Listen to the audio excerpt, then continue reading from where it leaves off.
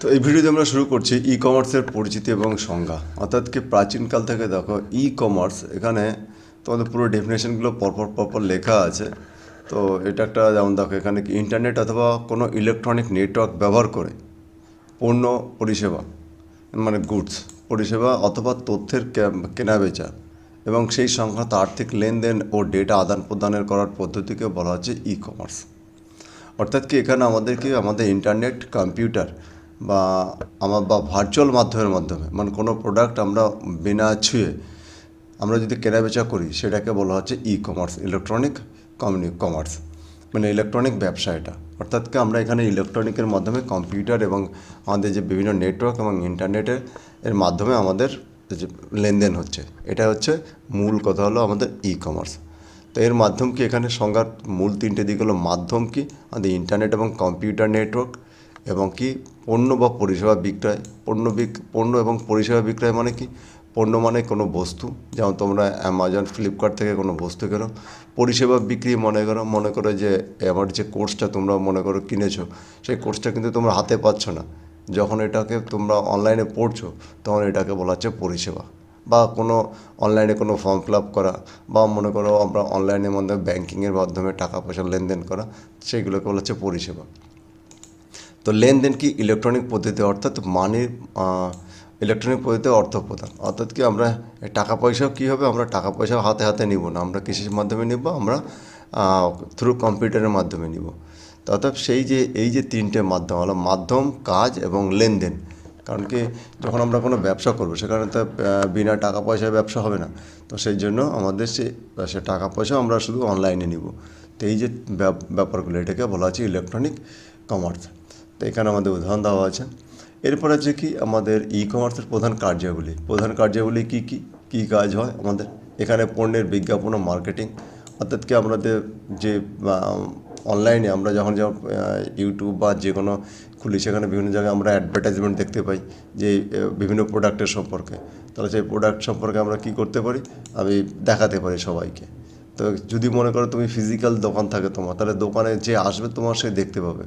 কিন্তু এখানে ইন্টারনেটে খুললে অল ওভার তোমার দুনিয়াতে যে ইন্টারনেট খুলবে এবং সেই নির্দিষ্ট জায়গায় যদি তোমার প্রোডাক্ট দেখতে পারবে।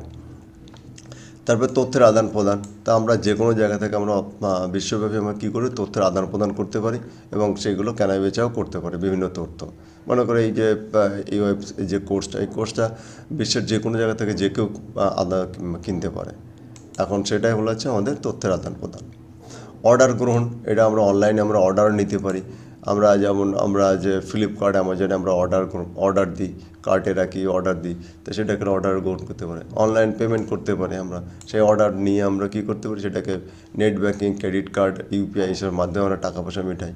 তার লজিস্টিক এবং ডেলিভারি, এবং আমাদের কী করতে হয়, এগুলো এরপর আমাদের টাকা নেওয়ার পরে সেগুলো কি লজিস্টিক, মানে কি আমরা বিভিন্ন যেমন ই কার্ড বা তোমার ডিটিডিসি, যে বিভিন্ন কোম্পানি আছে সেই কোম্পানির মাধ্যমে তোমাদের কী কাজ করা হয়, এটা আমাদের মালটা বাড়িতে পৌঁছে দেওয়া হয়। তো এখানে লজিস্টিক আর আর ডেলিভারি, যে ছেলেরা যারা বা মেয়েরা যারা দিয়ে যায় বাড়িতে এসে, তাকে বলা হচ্ছে ডেলিভারি বয়। তো লজিস্টিক্স অ্যান্ড ডেলিভারি। তো গ্রাহক পরিষেবা এবং কাস্টমার সার্ভিস, এবং সেই সম্পর্কে আমাদেরকে বিভিন্ন সময় ফিডব্যাক নেয় যায়, মানে যেমন কাস্টমাররা যারা ডেলিভারি বয় থাকে অনেক সময় বলে যে এই যে আমরা যে প্রোডাক্টটা দিলাম আমাদের একটু ফিডব্যাকটা দিয়ে দিবেন। তার মানে কি, যে তুমি যে কাস্টমারটা, আমি যে অনলাইনে পরিষেবা দিচ্ছি, কারণ কেউ কারোর সঙ্গে বিভিন্ন কন্ট্যাক্ট হচ্ছে না, তাহলে যে আমরা কী করতে পারবো, যে বিভিন্ন ফিডব্যাক থেকে বুঝতে পারবো যে সে পরিষেবাটা কেমন হচ্ছে আমার এই সম্পর্কে জানা। তো আমরা কী দেখলাম, এটাকে আমাদের যে main activity of e commerce. এরপরে আসছে কি আমাদের ই কমার্সের মেইন, মানে গোল অফ ই কমার্সের লক্ষ্য কী। তো ই কমার্সের লক্ষ্য হলো কি, তো আমরা এই যে এইসব কাজগুলো আমরা করতে পারি, তা কি সেই কাজগুলোতে আমাদের লাভটা কী, অর্থাৎ বিশ্বব্যাপী বাজার তৈরি করা। তো আমি এই যে কোনো প্রোডাক্ট আমি অল ওভার বিশ্বের যে কোনো জায়গায় কেনাবেচা করতে পারি। তো সেই জন্য হচ্ছে গ্লোবাল বিশ্বব্যাপী বাজার তৈরি করা, বা এখানে বলছে গ্লোবাল রিচ। পরিচালনা কম, মানে ব্যয় কমানো মানে মনে করো কোনো একটা দোকান নিতে গেলে তোমাকে অনেক টাকা দরকার, বা বিভিন্ন বা ছোটো জায়গা হোক বড়ো জায়গা হোক একটা দোকান নিয়ে সেখানে মানে ডেকোরেশন করে তারপরে লোক রেখে ব্যবসা করা অনেক খরচ, কিন্তু সেই খরচে তুমি তোমার বাড়িতে বসেই তুমি প্রোডাক্টগুলো করতে পারো, আরও বেশি কিনতে মানে কেনাবেচা করতে পারো। তুমি একটা ওয়েবসাইট তৈরি করে বা বিভিন্ন ওয়েবসাইটের সঙ্গে যুক্ত হয়ে তুমি তোমার বাড়িতে বসেই কী করতে পারো, এই মাল কেনাবেচা করতে পারো। তার জন্য কোনো ফ্যান্সি দোকানের দরকার হয় না। তা সেই জন্য হচ্ছে পরিচালনা ব্যয় কমানো। এরপরে 24 ঘন্টা পরিষেবা প্রদান, অর্থাৎ কি, যেহেতু আমাদের ইন্টারনেট কখনো বন্ধ হয় না, ইন্টারনেট বন্ধ হয় না, তো অল ওভার মানে 24 ঘন্টা পরিষেবা। মনে করো এমন একটা প্রোডাক্ট তুমি বিক্রি করো, অল ওভার বিশ্বের সবাই কিনতে দরকার, তখন সে হয়তো মনে করো আমাদের এখানে যখন রাত, আমেরিকায় তখন দিন, তো আমেরিকার লোক তখন কেনাবেচা করতে পারবে। আবার আমাদের আমেরিকায় যখন রাত, আমাদের এখানে দিন, তখন আমাদের এখানে লোক কেনাবেচা করতে পারবে। তো অর্থাৎ 24 ঘন্টায় আমাদের যে প্রোডাক্ট, সেই প্রোডাক্ট আমরা আমাদের অর্থাৎ 24 ঘন্টা আমাদের দোকান আমরা খোলা রাখতে পারি এবং 24 ঘন্টায় আমরা কাস্টমার পরিষেবা দিতে পারি। তার জন্য তারপরে মধ্যস্বত্বভোগী বর্জন, অর্থাৎ কি রিমুভিং মিডিলম্যান। রিমুভিং মিডিলম্যান মানে কি, যেমন কোনো একটা প্রোডাক্ট তৈরি হলে যে তৈরি করলো সে একটা দাম নেবে, তারপরে সে তার থেকে মানে বড় হোলসেলারের কাছে যাবে, হোলসেলার থেকে রিটেলারের কাছে যাবে, রিটেলারের কাছে থেকে কাস্টমারের কাছে যাবে। অর্থাৎ একটা প্রোডাক্ট তৈরি হয়ে একজন কাস্টমার মানে যে ব্যবহার করবে তার অবধি পৌঁছাতে 3-4 মানে 4-5টা হাত আমাদের বদল হয়।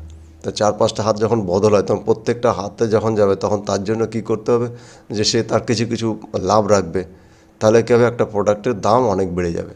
তাই যদি মনে করে একটা প্রোডাক্ট 100 টাকা তৈরি হয়, তার 10 টাকাতে লাভে যদি হোলসেলার নিল, তার 10 টাকা লাভে যদি রিটেলার নিল, তার মানে কি একটা প্রোডাক্ট এক কাস্টমার হাতে পৌঁছাতে গেলে 100 টাকার মাল 120 টাকা, 30 টাকা এরকমভাবে লাগে। তারপর আবার মনে করো ট্রান্সপোর্টেশনের খরচ, যে এক জায়গা থেকে আরেক জায়গায় নিয়ে যেতে গেলে সে ট্রান্সপোর্টেশনের জন্য তাদের দিতে হয়। তাহলে একটা মাল তৈরি হওয়া থেকে কাস্টমারের কাছে পৌঁছাতে গেলে তারপর 3 গুণ আরও টাকা লাগে। তো সেই জন্য সেসবগুলো আমাদের রিমুভ করে আমাদের কী কাজ করে, যে জাস্ট আমরা যে তৈরি করেছে সে এবং সরাসরি যে কাস্টমার, তাহলে যে মানে উৎপাদক এবং কাস্টমারের কাছে সরাসরি আমরা ব্যবসা করতে পারি। তো সেই জন্য বলা হচ্ছে রিমুভিং মিডিলম্যান। তা কাস্টমার স্যাটিসফ্যাকশন, তো কাস্টমার স্যাটিসফ্যাকশন মানে কি, অনেক সময় কোনো প্রোডাক্ট বিক্রি করার পরে সেই প্রোডাক্ট কাস্টমার কেমন ফিল করছে সেই সম্পর্কে ফিডব্যাক নেওয়া খুবই কঠিন। কারণ কি, তুমি যে মালটা তৈরি করছে সেই মালটা তোমাকে 3টে ধাপ পরে গিয়ে বিক্রি হচ্ছে, কি 4টে ধাপ পরে গিয়ে বিক্রি হচ্ছে। তো এখন সে কোন জায়গায় কাস্টমার কেমন ফিল করছে, সেই দোকানদার যদি আবার ব্যাক করে যে উৎপাদককে না বলে, তাহলে সেটা পাওয়া খুব কঠিন। এবং যে দোকানদার, তার অত সময় থাকে না যে কাস্টমারের যে প্রোডাক্টের ফিডব্যাক নিয়ে আবার ব্যাকে সে মানে যে উৎপাদককে দিবে। তো সেই জন্যই আমাদের কী হয়েছে, যদি এরা ইন্টারনেটের ব্যবস্থার মাধ্যমে করা হয়, অর্থাৎ আমি যদি মালটা কিনলাম, যদি ভালো হলো তো ভালো বললাম, খারাপ হলো তো খারাপ বললাম, তাহলে যদি কোনো জায়গায় খারাপ থাকে, তাহলে সেইগুলো আমাদের কী করে ইমপ্রুভ করার সুবিধা থাকে। তো এই সমস্তগুলো উন্নত মানে গ্রাহকের পরিষেবা আরও ভালো করা যায়। তো এইগুলো হলো এটা আমাদের ই কমার্সের গোলস অফ ই কমার্স, মানে ই কমার্সের মূল লক্ষ্য।